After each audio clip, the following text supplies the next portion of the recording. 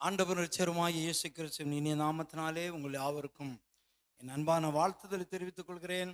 ஆண்டவர் நல்லவராயிருக்கிறார். கர்த்தர் பெரியவர், பெரிய காரியங்களை செய்வாராக.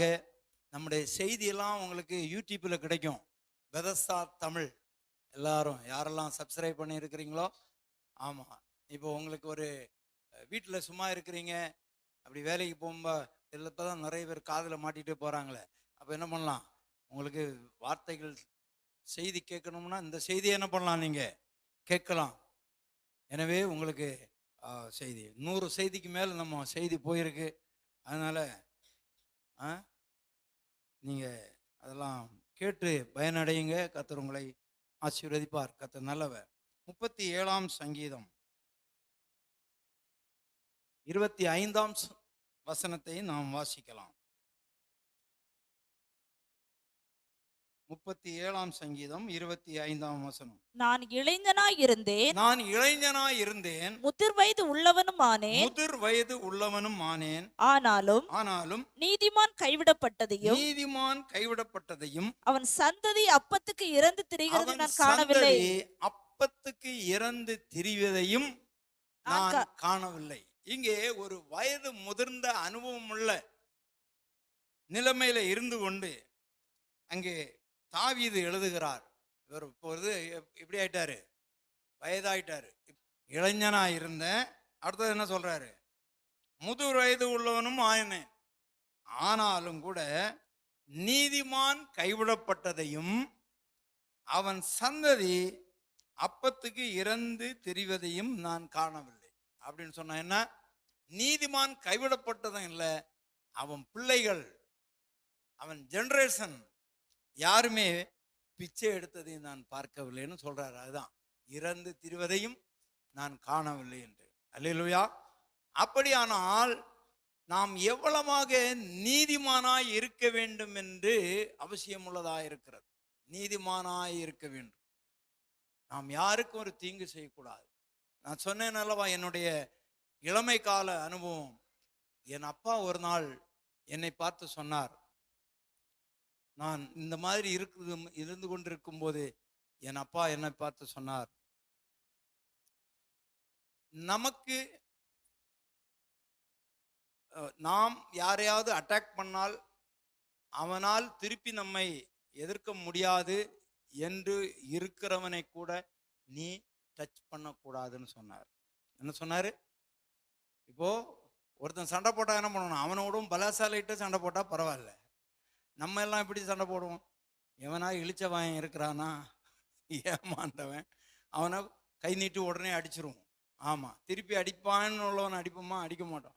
எங்கள் அப்பா சொல்லி தந்தது, அப்படி நீ அடித்தா அவன் திருப்பி அடிக்க மாட்டான்னு இருந்தால் கூட அவனை தொடவே கூடாது. நாம் கடவுளுக்கு பயந்து வாழ வேண்டும் என்று என் அப்பா சொல்லி கொடுத்தார். அல்லேலூயா சொல்லலாமா? அதை இன்றைக்கும் நான் கடைபிடித்து கொண்டிருக்கிறேன். கர்த்தர் நல்லவர். பிரியமானவர்களே, முதிர் வயது உள்ளவர்கள் அனுபவசாலிகள். ஆமா, ஐயாவை கேட்டு பாருங்க, அவர் எவ்வளவு அனுபவத்தை கடந்து வந்திருப்பார், எத்தனை பேரை பார்த்திருப்பார் பாருங்க. இப்போ நான் யோசித்து இன்னைக்கு அங்க போயிருந்த இடத்துல அதை தான் சொல்லி ப்ரேயர் பண்ண, ஆண்டவர் ஏன் வயசுக்கு கீழே உள்ளவங்க எல்லாம் போய் சேர்ந்துட்டாங்க, என்ன வச்சிருக்கிறீர, எவ்வளவு பெரிய புண்ணியம் பாருங்க. ஆண்டவர் எவ்வளவாய் நம்மை நேசிக்கிறார். அதனால நம்மளால் முடிந்த அளவு மற்றவர்களுக்கு நன்மை செய்கிறவளா இருக்கணுமே தவிர நாம் யாருக்கும் ஒரு உபத்திரவம் பண்ணுகிறவளா இருக்கக்கூடாது. அல்லேலூயா சொல்லலாமா? அன்பு தெய்வ பிள்ளைகளே, அதை குறித்த ஒரு செய்தி தான் இன்றைக்கு. நீதிமான் கைவிடப்பட்டதும் இல்லை, அவன் சந்ததி, அவனுடைய தலைமுறை, அவனுடைய பிள்ளைகள் அப்பத்துக்கு சாப்பாட்டுக்கு கஷ்டப்பட்டு இறந்து பிச்சை எடுத்து திரிவதையும் நான் காணவில்லை என்று சொல்கிறார். அல்லேலூயா சொல்லலாமா? அன்பு தெய்வ பிள்ளைகளே, கர்த்தருக்கு மகிமை உண்டாவதாக. 2 சாமுவேலின் புஸ்தகம் 9ஆம் அதிகாரம் 1 நாம் பார்க்கும்போது சில காரியங்கள் இருக்கிறது. 2 சாமுவேலின் புஸ்தகம் 9ஆம் அதிகாரம் 1 நாம் பார்க்கலாம். வாசியுங்கள். யோனத்தான் நிமித்தம் என்னால் தயவு பெறத்தக்கவன் எவனாவது சவுலின் வீட்டாரில் இன்னும் யோனத்தான் நிமித்தம் என்னால் தயவு பெறத்தக்கவன் எவனாவது சவுலின் வீட்டாரில் இன்னும் மீதியாய் இருக்கிறவன் உண்டோ என்று தாவீது கேட்டான். இப்பொழுது நன்றாய் கவனிக்கணும், கவனிச்சாதான் இந்த காரியம் உங்களுக்கு புரியும். இப்ப தாவீது ஒரு நல்ல அனுபவத்துல வந்துட்டான், ராஜாவா இருக்கிறான். இப்போ சமஸ்த இஸ்ரவேலுக்கும் அவன் ராஜாவா இருக்கிறான். முதலாவது அவன் கொஞ்சம் வருஷம் யூதாவுக்கு ராஜாவா இருந்தான். அதன் பிறகு இவன் சமஸ்த இஸ்ரவேலுக்கும் ராஜாவாய் மாறிவிட்டான். இப்பொழுது சவுல் உங்களுக்கு தெரியும், தாவீதினுடைய விரோதியாக கடைசி வரைக்கும் இருந்தான். சவுல் யாரு? தாவீதுக்கு விரோதியா இருந்தான். சரி, அவனுக்கு என்ன முறை? தாவீதினுடைய மாமனாருங்க, பொண்ணை கொடுத்தவன் இல்லையா, சொல்லலாமா? ஆமா, நிறைய குடும்பத்துல மாமனார் பிரச்சனை பெரிய பிரச்சனை. ஆமா, சவுலுடைய குமாரத்தியை தாவீது கல்யாணம் பண்ணியிருக்கிறான். ஆனாலும் தன் மருமகனை கொல்ல வேண்டும் என்று சொல்லி வகை தேடி இருக்கிறான் சவுல். ஏனென்று சொன்னால் நமக்கு நன்றாக தெரியும், சவுலாலே கோலியாத்தை எதிர்க்க முடியவில்லை. சவுலாலே கோலியாத்தை எதிர்க்க முடியல. கோலியாத் பெலிஸ்தருடைய படைத்தலைவன். அதனாலே 40 நாள் வந்து கர்ச்சிக்கிறான், உங்கள யாராவது இருந்தா என்னோட யுத்தம் பண்ண வாருங்க அப்படின்னு. ஆனால் சவுல் ராஜா இஸ்ரவேல் அனைத்து மக்களை விட உயரம் ஜாஸ்தியானவன். அவனை தான் ஆண்டவர் ராஜாவாக தெரிந்து கொண்டார். ஆனால் அவன் கீழ்ப்படியாமல் போய்விட்டான். அவன் இப்பொழுது பெலிஸ்தனோடு எதிர்க்க முடியவில்லை. அவன் நடுங்கி நிற்கிறான். தாவீது ஒரு சின்ன பையன். ஏதாச்சியாக அந்த யுத்தம் நடந்து கொண்டிருக்கும் போது தகப்பனார் சொல்லுகிறார், நீ போய் அண்ணன் எல்லாம் எப்படி இருக்கிறாங்கன்னு பார்த்துட்டு செய்தி வாங்கிட்டு வா அப்படின்னு அனுப்பினார். இவன் அங்கே போகும்போது அந்த பெலிஸ்தன் நின்று கர்ச்சிக்கிறான்.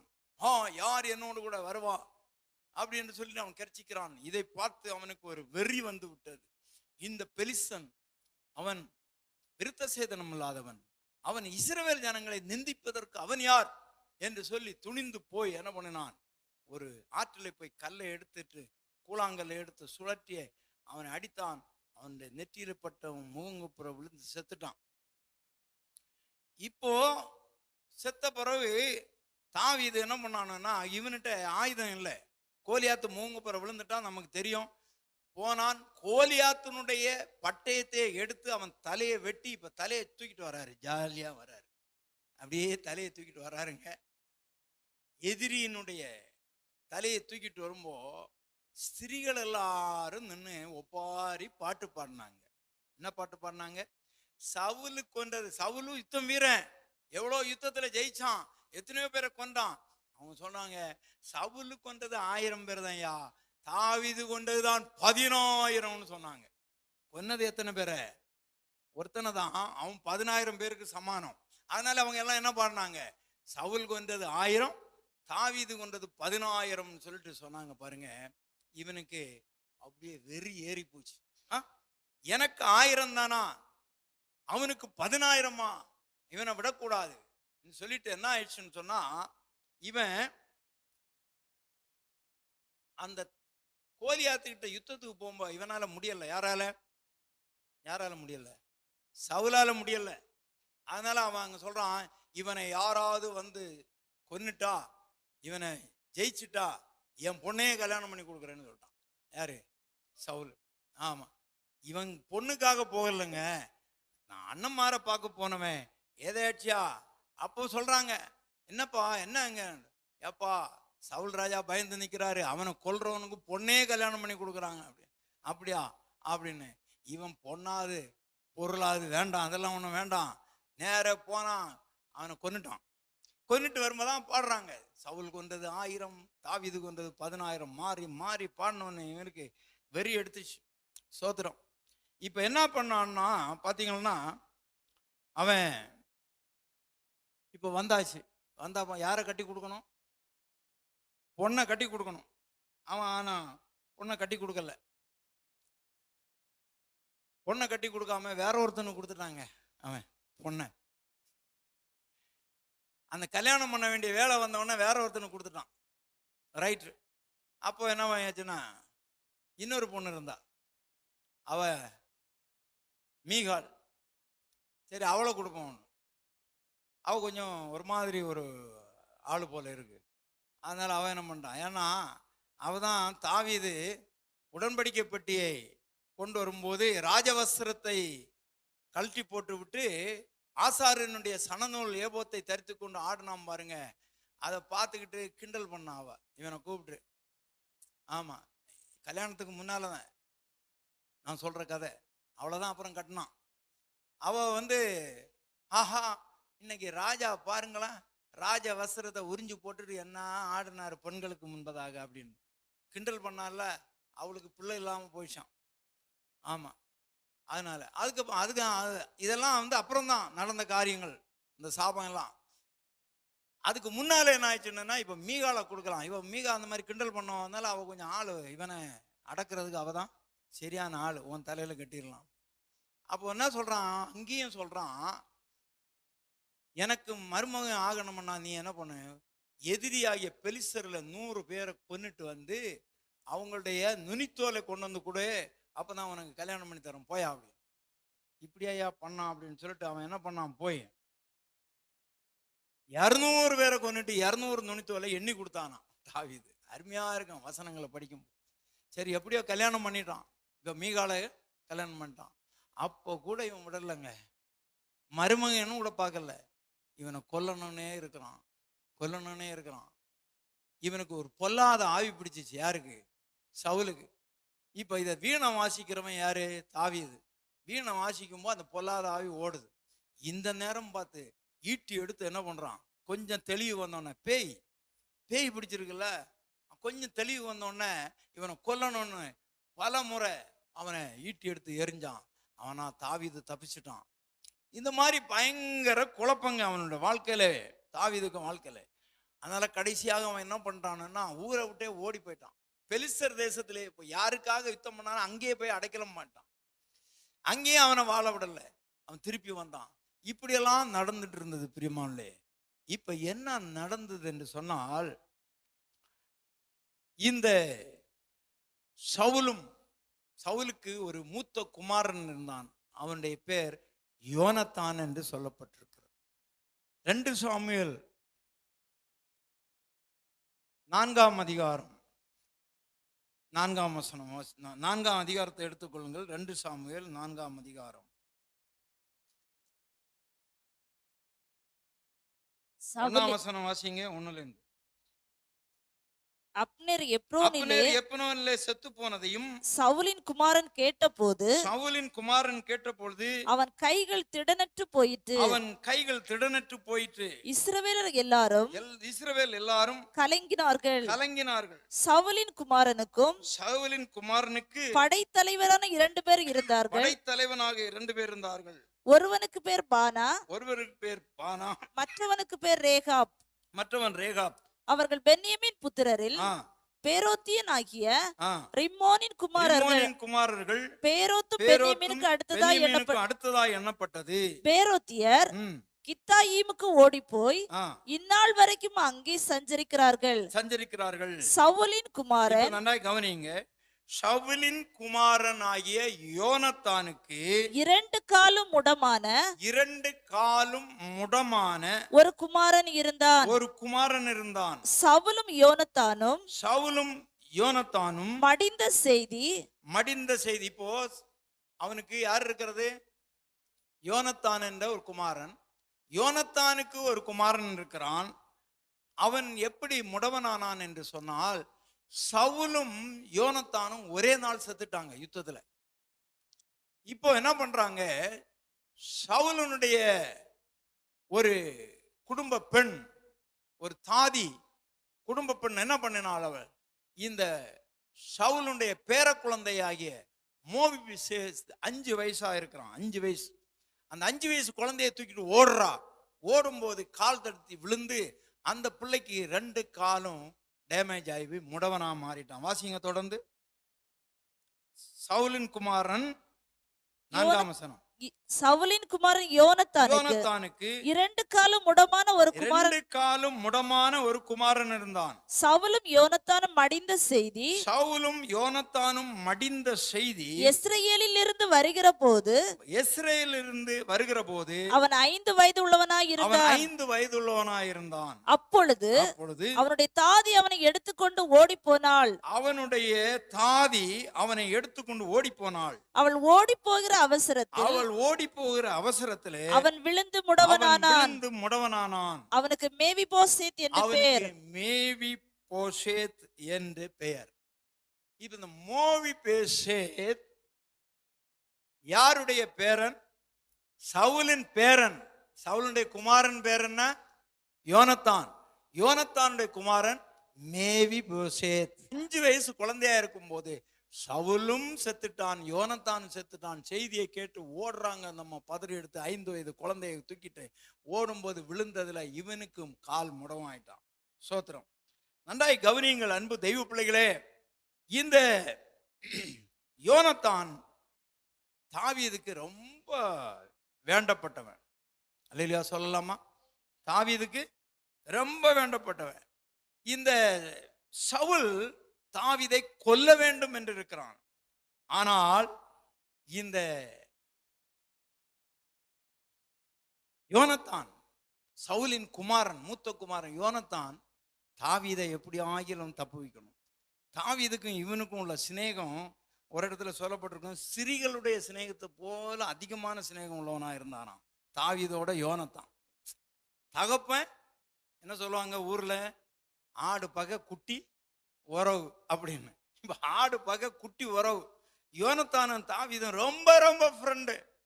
இவன் சாப்பிட்டா அவனுக்கு கொடுப்பான், அவன் சாப்பிட்டா இவனுக்கு கொடுப்பான், இப்படி ரொம்ப ஃப்ரெண்டு. ஆனால் அந்த யோனத்தானுடைய தகப்பன் அந்த தாவீதை கொல்ல வேண்டும் என்று நினைக்கிறான். பிரியமானே, இப்போ என்ன நடக்குது என்று சொன்னால் 17ஆம் அதிகாரம் 1 சாமுவேல் 17ஆம் அதிகாரத்துல என்ன ஆகும்னு சொன்னா, இவன் தலையை வெட்டிட்டு வருவான்.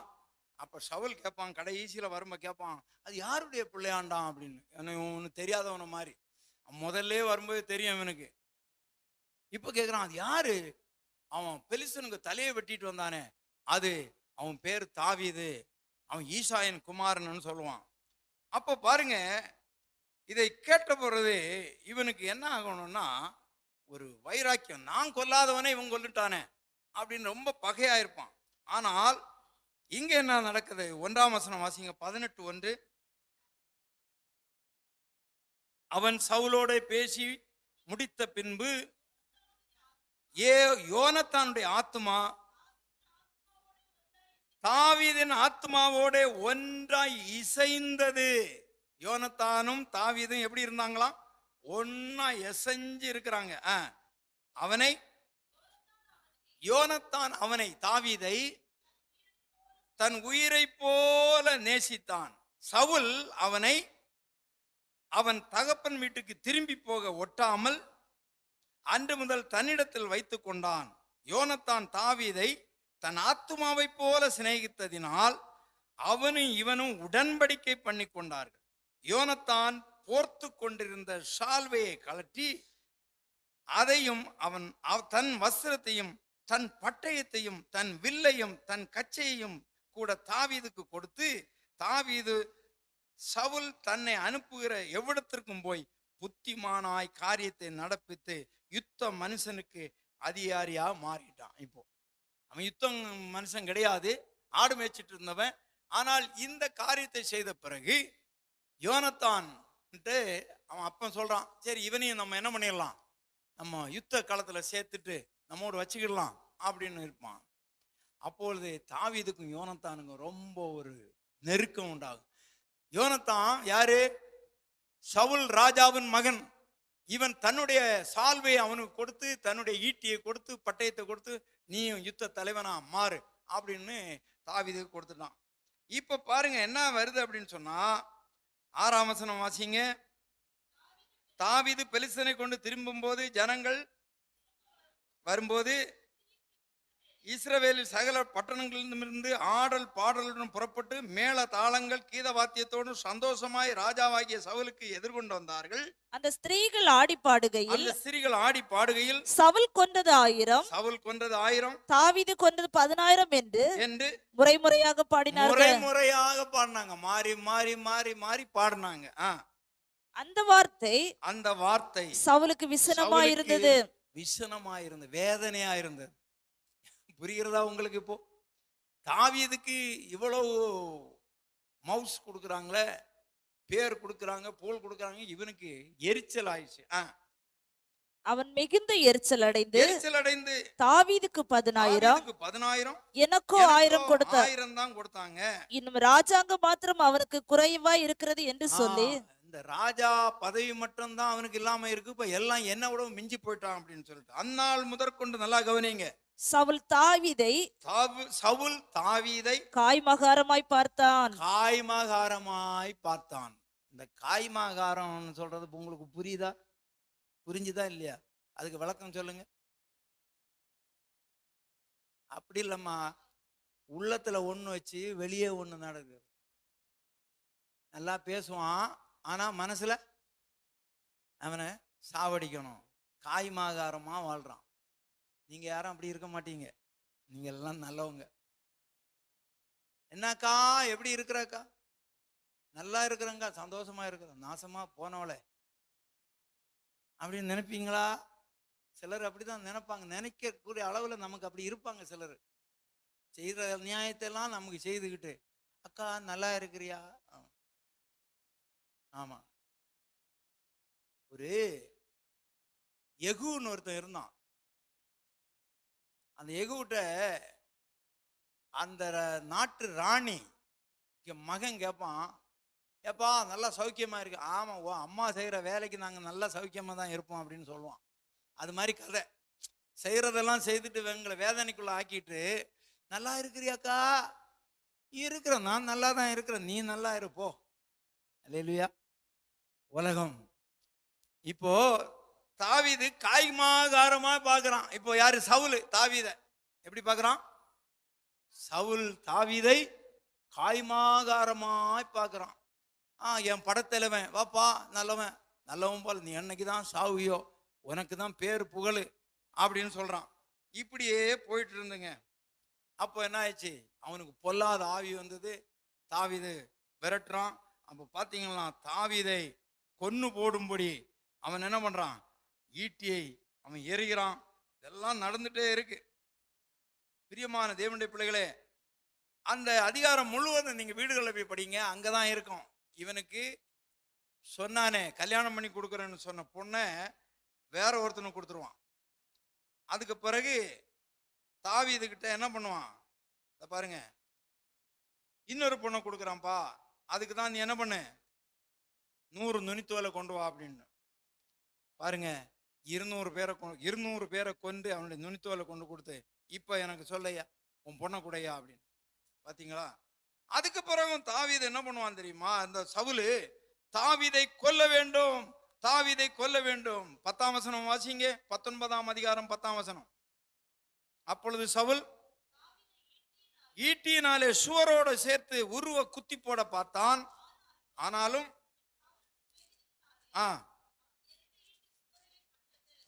எரிந்த ஈட்டி எங்க பட்டது? ஆமா, தாவீதை காவல் பண்ணி மறுநாள் காலமே அவனை கொன்று போடும்படி சவுல் அவன் வீட்டு சேகரை அனுப்பினான். இப்போ வீட்டுக்கு அனுப்புறாங்க ஆளு. யார் அனுப்புறது? சவுலுன்னு சொல்லாதுங்க, மாமனார் அனுப்புறாரு, மருமகனை பிடிச்சிட்டு வாங்கடா. கதை அங்க அப்படிதான் இருக்கு. மருமகனை பிடிச்சிட்டு வாங்கடா, சேவகரை அனுப்புனான். இப்பதான் இவர் கல்யாணம் பண்ண புதுசு. மீகா என்ன பண்ணிட்டான்? அவனை படுக்க வச்சு அவனுக்கு மேல போர்வையெல்லாம் போர்த்திட்டு, என் வீட்டுக்காரருக்கு குளிர் ஜரம்ப்பா, நீங்க போங்க சொல்லி அனுப்பிட்டான். பாருங்க 12ஆம் வசனம். தப்பி ஓடி போயிட்டான். மீகாலோ வைத்து, இப்ப பாருங்க, அவனை தப்பு வச்சு போட்டு விட்டு படுக்கையில ஒரு விளையாட்டு தோலை போர்த்தி, என் புருஷன் உடம்பு சரியில்லாம படுத்திருக்கிறாருன்னு சொல்லி அனுப்பிட்டான். சோத்திரம். இப்படி ஒவ்வொரு நாளும் தாவீதை கொல்றதுக்கே. இப்போ தாவீது என்ன பண்றான்? 20ஆம் அதிகாரத்துல தாவீது ராமாவுக்கு அடுத்த நாயோதிலிருந்து ஓடி போனான். யோனத்தான் முன்பாக வந்து, உம்முடைய தகப்பன் என் பிராணனை வாங்க தேடுகிறாரே, நான் செய்தது என்ன? என் அக்கிரமம் என்ன? நான் அவருக்கு செய்த துரோகம் என்ன என்றான். அதற்கு இப்ப யோனத்தான் சொல்றான், அப்படி ஒரு காலம் வராது, நீர் சாவதில்லை. இதோ எனக்கு அறிவிக்காமல் என் தகப்பனார் எதையும் செய்ய மாட்டார். இப்போ யாரு? சவுலுடைய மூத்த குமாரன் தான் யோனத்தான். இப்போ யோனத்தான் சொல்றான், தாவீதே நீ ஒன்றும் பயப்படாத, என் அப்பன் எதை செய்தாலும் என்கிட்ட சொல்லிட்டு தான் செய்வார். அதனால நான் என்ன பண்ணிடுறேன், உன்னை தப்பு வச்ச பண்ணிடுறேன், நீ கவலைப்படாத. ஏனென்றால் இவருடைய அன்பு ஐக்கியம் பயங்கர, உயிரோடு உயிராக, உயிருக்கு உயிராக என்ன பண்றாங்க? ஆமா, காதலிச்சு நல்ல 2 பேரும் 2 ஆணுங்க தான், ஆனாலும் அவ்வளவு அன்பு. என் உயிரான காதலிக்கும் போதான் பாடுவாங்க, என் உயிர் தான் நீ, உன் கண்ணுல நீர் வந்தா என் கண்ணுல ரத்தம் வரும்னு சொல்லுவாங்க. அப்புறம் இவ கண்ணுல ரத்தம் வர்ற மாதிரி போட்டு அடிப்பான். டைலாக் பேசுறதுல நம்ம ஆம்பளைங்க இருக்கிறானுங்களா, அப்பா. ஆமா, அவளாம் அப்படிதான். நான் யாரை பார்த்தாலும் உன்ன மாதிரி தான் இருக்குன்னு, நான் தூங்கினாலும் நீ தான் வந்து நிக்கிற. இப்படியெல்லாம் பேசி வாழ்க்கையை கெடுத்தவங்க எத்தனை பேர் இருக்கிறாங்க, இல்லையா? சொல்லலாமா? சோத்திரம். இப்போ இவன் சொல்றான், அதற்கு அவன், அப்படி ஒரு காலம் வராது, நீர் சாவதில்லை. இதோ எனக்கு அறிவிக்காமல் என் தகப்பன் பெரிய காரியமானாலும் சிறிய காரியம் ஒன்றும் செய்கிறதில்லை. இந்த காரியத்தை என் தகப்பன் எனக்கு மறைப்பானேன், இப்படி இருக்க மாட்டாது என்றான். அப்பொழுது தாவீது, உம்முடைய கண்களில் எனக்கு தயை கிடைத்தது என்று சொல்லி, உம்முடைய தகப்பன் நன்றாய் அறிவார், ஆகையால் யோனத்தானுக்கு மனநோவு உண்டாகாதபடிக்கு அவன் அதை அறிய போகாது என்பார். மரணத்திற்கும் எனக்கும் 1 அடி தூரம் மாத்திரம் இருக்கிறது. அவன் சொல்றான், நீ அப்படி நினைக்காத, நான் சவுல் எதை நினைச்சாலும் நீ போய் சொல்லிடுவேன்னு உனக்கு கூட மறைச்சிருவாரப்பா, உங்க அப்பனை நீ நம்பாத அப்படின்னு சொல்றாரு. எனக்கும் மரணத்துக்கும் எவ்வளவு இருக்கு? 1 அடி தூரம் மாத்திரம் இருக்கிறது என்று கர்த்தருடைய ஜீவனையும் உம்முடைய ஜீவனையும் கொண்டு நிச்சயமாய் சொல்லுகிறேன் என்று மறுமொழி சொல்லி ஆணையிட்டான். அப்பொழுது யோனத்தான் தாவீதை பார்த்து, உமது மன விருப்பம் இன்னதென்று சொல்லும், அதன்படி உமக்கு செய்ய வேண்டும். தாவீது யோனத்தானை நோக்கி, இதோ நாளைக்கு அமாவாசை, நான் ராஜாவோட பந்தி இருக்க சாப்பிட வேண்டியதாயிருக்கும். ஆனாலும் நான் 3ஆம் நாள் சாயங்காலம் மட்டும் வெளியே ஒளித்திருக்கும்படி எனக்கு உத்தரவு கொடு. இப்ப என்ன சொல்றாரு அவரு? நல்லா கவனிங்க. நாளைக்கு அமாவாசை, அங்க அப்போ என்ன பண்ணுவாங்க? ஒன்று சேர்ந்து ஒரு விருந்தெல்லாம் பண்ணுவாங்க. நிச்சயமா உங்க அப்பா என்ன அங்க கூப்பிடுவாரு. தயவு செய்து அங்க வச்சு எனக்கு என்ன பண்ணிடுவாங்க? என்ன கொன்னுடுவாங்க. நீ என்ன பண்ணி, எனக்கு எப்படியோ நீ 3 நாள் லீவ் வாங்கி கூட அப்படின்னு. புரிகிறதா உங்களுக்கு? அப்போ சொல்லுவான், நீ போய் ஒரு இடத்துல ஒளிஞ்சிரு. நான் இப்ப சாட்டா சொல்லிட்டு போறேன், ஒரு இடத்துல போய் ஒளிஞ்சிரு. இப்போ எங்க அப்பா வந்து கேட்பாரு, ஏய் தாவீது எங்க போனான் அவன்? அப்ப நான் சொல்லுவேன், அவங்க அப்பாவை பார்த்துட்டு வரணும்னு போயிருக்கிறாரு, 3 நாள் லீவு கேட்டாருப்பா அப்படின்னு நான் சொல்லி அவரை சமாளிக்கிறேன்.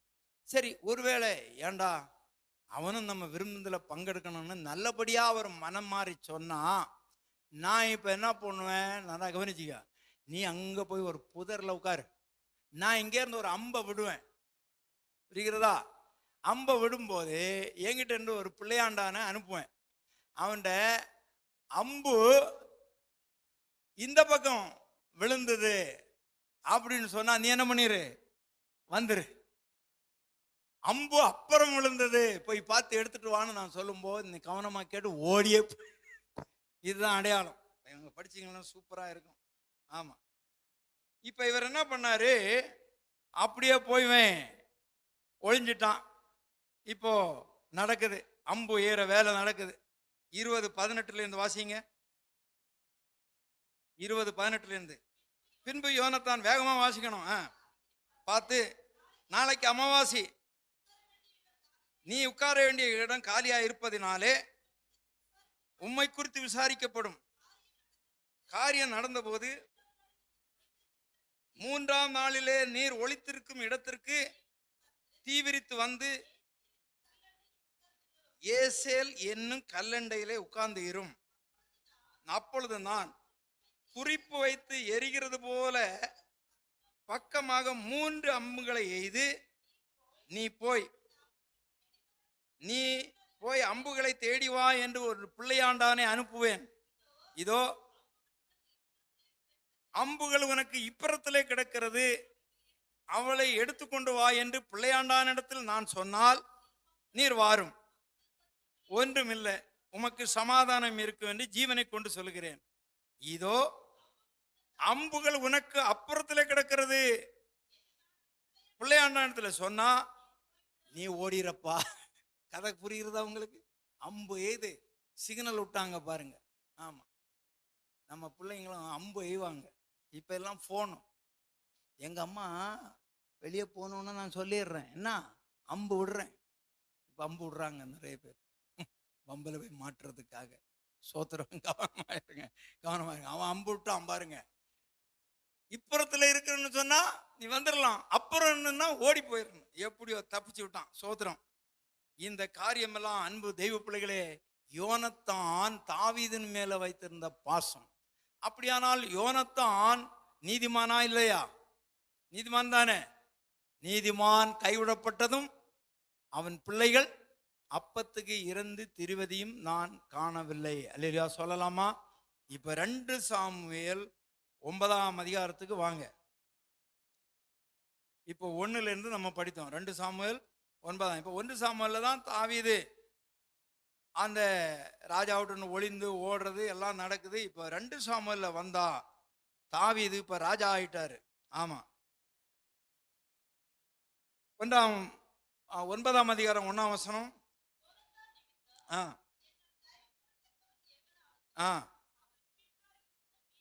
இருக்கிறார்களா கேட்டான்.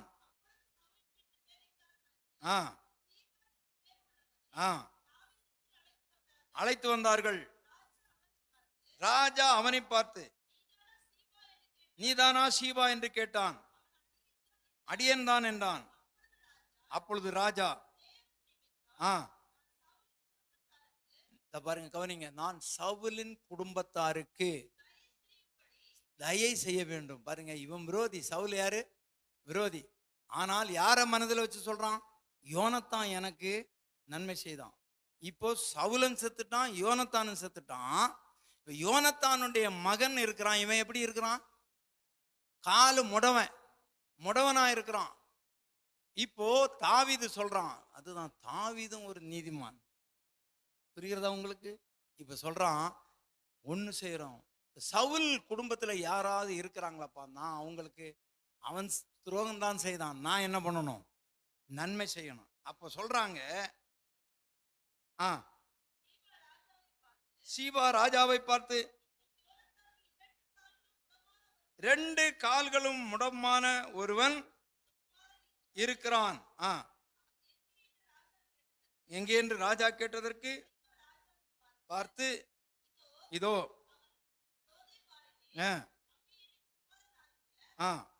மாகீரின் வீட்டில் இருக்கிறான் என்றான். அப்பொழுது தாவீது ராஜா அவனை லோதேபாரில் இருக்கிற அம்மியேலின் குமாரனாகிய மாகீரின் வீட்டிலிருந்து அழைப்பித்தான். சவுலின் குமாரனாகிய யோனத்தானின் மகன், நன்றாய் கவனிங்க, மேவிபோசேத் தாவீதின் இடத்தில் வந்தான். இப்போ வந்தான். யார் வந்தது? அந்த 2 காலம் முடவனா இருக்கிறான. இப்ப கல்யாணம் ஆகி அவனுக்கு பிள்ளையெல்லாம் பிறந்துச்சு முடவனுக்கு. கவனிங்க, இப்ப வாசிங்க. தாவீது இடத்துல வந்த போது தாவீதை எப்படி விழுந்து வணங்கினான்? முகங்குப்புற விழுந்து வணங்கினான். அப்பொழுது தாவீது மேவிபோசேத்தே என்றான். அவன் இதோ அடியேன் என்றான். தாவீது அவனை பார்த்து நீ பயப்படாதே, உன் தகப்பனாகிய யோனத்தான் நிமித்தம் நான் நிச்சயமாய் உனக்கு தயை செய்து உன் தகப்பனாகிய சவுலின் நிலங்களை எல்லாம் உனக்கு திரும்ப கொடுப்பேன். நீ என் பந்தியில் நித்தமும் அப்பம் புசிப்பாய். இப்போ சவுலும் செத்துட்டான், யோனத்தான் செத்துட்டான். இப்ப பையன் முடவன். இதை சாக்கா வச்சு அந்த ஊர் ஜனங்க எல்லாம் சவுலினுடைய மொத்த நிலத்தையும் அபகரிச்சுக்கிட்டாங்க. இப்போ தாவீது ராஜாவாயிட்டான். இப்போ என்ன சொல்றான்? நீ ஒன்றும் பயப்படாதே, உன் தாத்தாவுடைய நிலத்தை எல்லாம் நான் மீட்டு தர்றேன். நீ இனிமேல் என்ன பண்ண, எங்கேயும் போக வேண்டாம். எங்க இருக்கணும்? நீ என் பந்தியிலே உட்கார்ந்து நீ சாப்பிடு. இது சாதாரணம் கிடையாதுங்க. ராஜாவின் பந்தியிலே உட்கார்ந்து ஒரு முடவனுக்கு சாப்பிடுற பாக்கியம் கிடைத்தது என்றால் அவன் அப்பன் செய்த புண்ணியம். அல்லேலூயா சொல்லலாமா? அதுதான் தாவீதே சொன்னான், நீதிமான் கைவிடப்பட்டதில்லை, அவன் சந்ததி அப்பத்துக்கு இறைந்து திரிவதை நான் காணவில்லை. தொடர்ந்து வாசிங்க. அப்பொழுது அவன் வணங்கி, பாத்தீங்களா? இப்ப மோபி பேசத்து என்ன சொல்றான்? மேவி பேசத்து, செத்த நாயை போல இருக்கிறேன் ஐயா, யாரையும் என்ன கவனிக்கல கொள்ளலை, என் அப்பன் சொத்து என்னுடைய தாத்தா சொத்தெல்லாம் எடுத்துட்டானுங்க, நான் செத்த நாயை போல இருக்கிறேன், என்ன நீர் நோக்கி பார்க்கிறதுக்கு உமது அடியான் எம்மாத்திரம் என்றான். ராஜா சவுலின் வேலைக்காரராகிய ஷீபாவை அழைப்பித்து அவனை நோக்கி, சவுலுக்கும் அவன் வீட்டார் எல்லாருக்கும் இருந்த யாவையும் உன் எஜமானுடைய குமாரனுக்கு கொடுத்தேன், ஆகையால் உன் குமாரரையும் வேலைக்காரையும் கூட்டிக் கொண்டு உண்டாயிருக்கும்படி பயிரிட்டு சேவிப்பாயாக, நித்தம் என் பந்தியிலே புசிப்பான் என்றான். சீபாவுக்கு 15 குமாரன் 20 வேலைக்காரர் இருந்தார்கள். சீபா ராஜாவை நோக்கி, ராஜாவாகிய என் ஆண்டவன் தமது அடியானுக்கு கட்டளையிட்டபடியெல்லாம் உமது அடியானாகிய நான் செய்வேன் என்றான். ராஜகுமாரில் ஒருவனைப் போல, எப்படி ஒருவனைப் போல? ராஜகுமாரரில் ஒருவனைப் போல மேவிபோசேத் என் பந்தியிலே அசனம் பண்ணுவான். ஆமா, அசனம் என்ன? சாப்பாடு. யாரை போல? ராஜகுமார வாழ்க்கை அவனுக்கு உண்டாகுது ஐயா. அல்லேலூயா சொல்லலாமா? இந்த செய்தியினுடைய சாராம்சம் என்ன என்றால், நாம் நீதிமானா இருக்கும்போது நமக்கும் குறைவு வராது, நம்முடைய சந்ததிக்கும் குறைவு வராது. நாம் நீதிமானா இருக்கணும். யோனத்தானுடைய அப்பன் கொடூரக்காரன் தான், பரவாயில்ல. ஆனால் யோனத்தான் காட்டின ஒரு தயவுனால யோனத்தானுக்கு முடவனான குமாரனுக்கும் தயவு கிடைத்தது. அந்த ஊரார் சொத்தெல்லாம் எடுத்தாங்களே, அதையும் திருப்பி கிடைத்தது. அல்லேலூயா சொல்லலாமா? வாசிங்க. மேவிபோசேத்துக்கு மீகா என்னும் பேருள்ள இருந்தான்.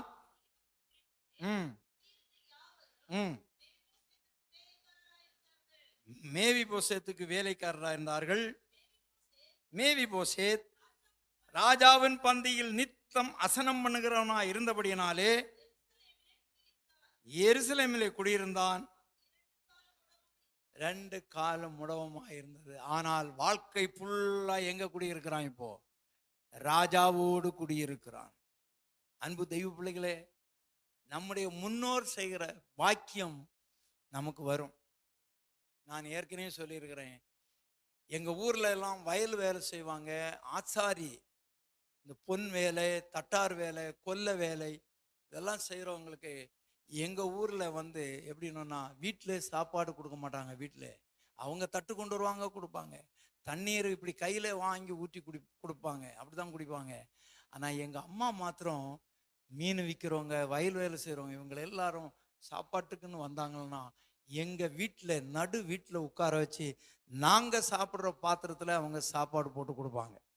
நான் பள்ளிக்கூடம் போறப்போ எல்லாம் வேற பசங்களுக்கு வீட்டில் இவங்களெல்லாம் சேர்க்காம இப்படியெல்லாம் பண்றதை பார்த்து எங்க அம்மாவிட்ட கேட்பேன், என்னம்மா நம்ம ஊர்ல எல்லாரும் இப்படி யாரையுமே வீட்டில் சேர்க்க மாட்டேங்கிறாங்களே, வெளியிலே விட்டு சாப்பாடு கொடுக்குறாங்க, கையை இப்படி காட்டினா தண்ணியை ஊற்றி குடிக்கிறாங்களே, நீங்க மட்டும் என்னம்மா இப்படி செய்றீங்க? எங்க அம்மா சொன்னாங்க, எப்பா நம்ம எல்லாருடைய ரத்தமும் அவங்க ரத்தமும் எல்லாம் ஒண்ணுதான்பா, எல்லா ரத்தமும் ஒண்ணுதான், நமக்குள்ளால வேற்றுமை இருக்கக்கூடாது, எல்லாரும் நம்ம போலதான்.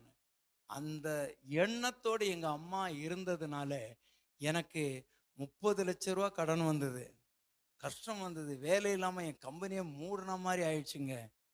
இங்க இருக்கிற ஒரு சகோதரருக்கு தெரியும், நான் கம்பெனியை மூடிடலான்னு இருக்கும்போது அவர் என் கம்பெனி பார்க்க வந்தார், எப்படி இருக்குன்னு பார்க்கலாம் அப்படின்னு. அப்படியெல்லாம் நான் கஷ்டப்பட்டும் சாப்பாட்டுக்கு நான் கஷ்டப்படலை. ஏன் தெரியுமா? என் அம்மா அப்பா செய்த புண்ணியம். நீதிமான் கைவிடப்பட்டதும் அவன் சந்ததி அப்பத்துக்கு இறந்து திரிவதும் நான் காணவில்லை என்று சொன்னார். உண்மை பிரியமானவளே, அல்லேலூயா. நீதிமான் கைவிடப்பட்டதையும் அவன் சந்ததி அப்பத்துக்கு இறந்து திரிவதையும் நான் காணவில்லை. அவன் சொல்றான், நான் இளைஞனா இருந்தேன், முதிர் வயது வரைக்கும் நான் பார்க்கவே இல்லை. தாவீது ஒரு நீதிமானாய் இருந்தான். விரோதியினுடைய பேரன் கஷ்டப்படுகிறான், முடவனாயிருந்து. வாயா, அவனை அழைச்சிட்டு வா. சவுல் எனக்கு விரோதி தான், பரவாயில்ல. என் மாமனாரு விரோதி தான், பரவாயில்ல. அவர் குடும்பம், அவர் செத்துட்டாரு, இப்போ அவர் பிள்ளையும் செத்துட்டாங்க. அவங்க குடும்பத்துல யாராவது இருக்கிறாங்களா, கஷ்டப்படுறாங்களா தேடிப்பார். கூட்டிட்டு வந்தாங்க. அரண்மனையிலே சாப்பாடு. ராஜகுமாரரின் வாழ்க்கை. அல்லேலூயா சொல்லலாமா? ராஜகுமார வாழ்க்கை உனக்கு. ஆமென். ஆமா, கண்களை மூடலாமா? பரலோக பிதாவே சோத்திரம். எல்லாரும் கேளுங்க. ஆண்டவரே, நான் ஜாதி பார்க்க கூடாது, நான் ஏற்றத்தாழ்வு பார்க்க கூடாது, சிறியவன் எளியவன் என்று நான் யாரையும் தள்ளக்கூடாது. என்னிடத்துல தேவ அன்பு பூரணப்பட்டிருக்கிறதான்னு ஆண்டவரே, என்னிடத்துல தேவ அன்பு இருக்கட்டும்ப்பா. தேவ அன்பு என்னிடத்துல காணப்படட்டுமப்பா. உம்முடைய அன்பினாலே என்னை ரட்சித்தீங்களே, உயிரோடு வச்சிருக்கிறீங்களே, அந்த புண்ணியம் நான் யாரையும் அசட்டை பண்ணக்கூடாது. எல்லாரிடத்திலும் நான் அன்பு பாராட்ட வேண்டும். யோனத்தான் தாவீதை உயிருக்கு உயிராக சிநேகித்தான், ஆத்துமாவை போல சிநேகித்தான். அவன் யோனத்தானுடைய பிள்ளை கைவிடப்படவில்லை. யோனத்தான் பலமுறை நினைத்து பார்த்திருப்பான், நான் உயிரோடு இருக்கிறவரிலும் என் பிள்ளைக்கு குறவில்லை, நான் செத்துட்டா என் பிள்ளை என்ன ஆகவானோ, முடவன். கவலைப்படாதே, உன் காலத்துக்கு பிறகு நீ செய்த நீதி தர்மம் உன்னோடு கூட வரும், உன்னோடு கூட வரும். உன் பிள்ளைகள் கஷ்டப்பட மாட்டாங்க. ஆண்டவருக்கு முன்பாக நீ உண்மையுள்ள மகளாய் மகனாய் இரு. பரலோக பிதாவே, உம்மை ஸ்தோத்திரிக்கிறோம். இந்த நாள் செய்திக்காக உமக்கு ஸ்தோத்திரம். தாவீது சொல்கிறார், நான் இளைஞனாயிருந்தேன், முதிர் வயது உள்ளவனுமானேன். ஆனாலும் நீதிமான் கைவிடப்பட்டதும் அவன் சந்ததி அப்பத்துக்கு இறந்து திரிவதையும் நான் பார்க்கவில்லை. ஆண்டவரே, 2 காலும் முடவனாய் தகப்பனை இழந்தான், தாத்தாவை இழந்தான், ராஜ வம்சத்திலே பிறந்தவன், ஆனால் இன்றைக்கு முடவனாய் கிடக்கிறான். ஆனால் ஒரு நாள் ராஜாவாய் மாறின தாவீது அவன் மேல் கண்ணு வைத்து ராஜாவின் பந்தியிலே உட்கார்ந்து ராஜகுமாரனாய் சாப்பிட அனுக்கிரகம் பாராட்டினரே, உமக்கு ஸ்தோத்திரம். நாங்களும் ஆண்டவரே எங்கேயோ கிடந்தோம், ஒன்றுக்கு உதவுவர்களாக எங்களுக்கு இப்பொழுது ராஜ மரியாதையை நீர் கொடுத்திருக்கிறீங்களே, உமக்கு ஸ்தோத்திரம். உம்முடைய இரத்தம், உம்முடைய புண்ணியம், அதற்கு நன்றி உள்ள பிள்ளைகளாய் நாங்கள் வாழ அனுக்கிரகம் பாராட்டும். வாழ்நாளெல்லாம் ஏற்றத்தாழ்வு இல்லாதவர்களாக, ஜாதி மதம் இல்லாதவர்களாக எல்லாரிடத்திலும் நாங்கள் அன்பு காட்ட எங்களுக்கு உதவி செய்யும். எங்களை ஆசீர்வதியும், வழிநடத்தும். இயேசுவின் ஜெபிக்கிறேன் பிதாவே, ஆமென். எல்லாரும் சேர்ந்து சொல்லலாம். என் ஆத்துமாவே கர்த்தரை ஸ்தோத்திரி, என் முழு உள்ளமே அவருடைய பரிசுத்த நாமத்தை ஸ்தோத்திரி. என் ஆத்துமாவே கர்த்தரை ஸ்தோத்திரி, கர்த்தர் செய்த சகல உபகாரங்களையும் மறவாதே. ஆமென். நம்முடைய கர்த்தராகிய இயேசு கிறிஸ்துவின் கிருபையும் பிதாவாகிய தேவனுடைய அன்பும் பரிசுத்த ஆவியானுடைய அன்யோன்யைக்கும் பராமரிப்பும் பாதுகாப்பும் நம் அனைவரோடும் சகல பரிசுத்தவான்களோடும் இன்றும் என்றும் நம்முடைய சந்ததிகளோடும் தங்கி இருப்பதாக. ஆமென், ஆமென், ஆமென். அல்லேலூயா, அல்லேலூயா.